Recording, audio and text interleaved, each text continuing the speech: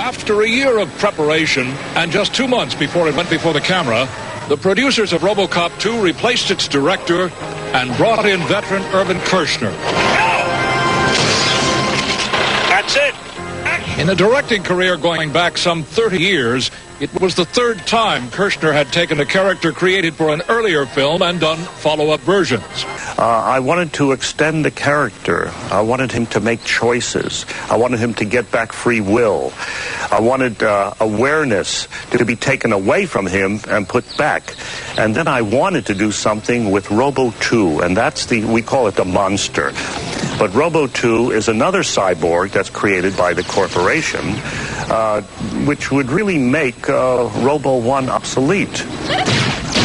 But Robo1 was a cop. See, his brain comes from a policeman who had a sense of duty. And Robo2 doesn't have that sense of duty, at least not to the community or to anyone else.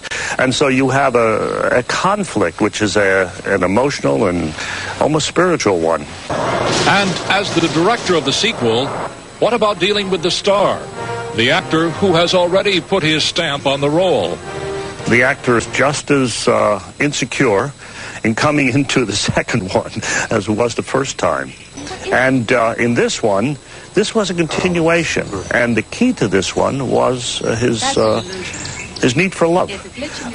He loosened up as we started working, and it became a very good experience working with him. He's a very disciplined actor, and discipline is certainly necessary if you're going to be encased in a metal suit.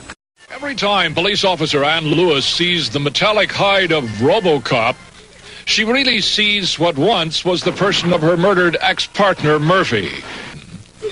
Well, in RoboCop2, there is even less of a relationship between the pair. Sure, but it's not that kind of movie. It's an action-adventure film. It's not a story about these characters. Our relationship was introduced, and I think a lot of very strong groundwork laid for that in the first one. From my perspective as an actress, I want everyone to know more about Ann Lewis. I do a lot of homework on my characters and write a biography and have all kinds of ideas about who people are that I play, but quite often no one cares. It's a movie. To my understanding, there can never be any romance between Lewis and Murphy, as I call him. He'll always be Murphy to me.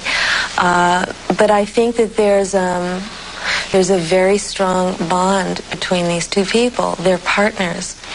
That, in a way, is a stronger bond than a marriage. My father was a New York City cop, and I know how he felt about his partner, So I don't think, in my opinion, I don't think anything's missing from the film. I don't think that it's a lack in the piece, that it's not there. I don't think it would be appropriate to the piece.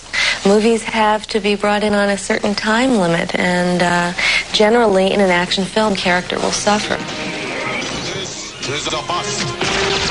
RoboCop2, starring Peter Weller, Nancy Allen, and directed by Irvin Kershner, opens nationwide today.